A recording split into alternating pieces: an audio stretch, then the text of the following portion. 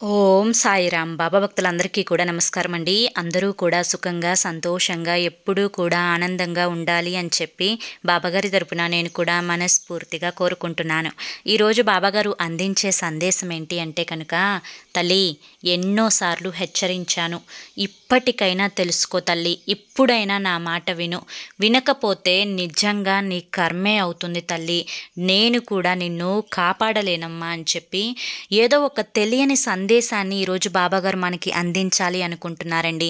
ఎందుకంటే బాబాగారు ఏ సందేశాన్ని అందించినా కూడా అది మన భవిష్యత్తుకు పునాది అని చెప్పి మనందరికీ కూడా తెలిసిన విషయమే కదా.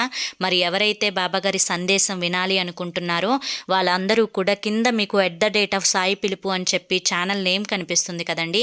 ఆ ఛానల్ నేమ్ కింద ఉన్న టైటిల్ని క్లిక్ చేస్తే మీకు సందేశం యొక్క ఫుల్ వీడియో అనేది ఓపెన్ అవుతుంది.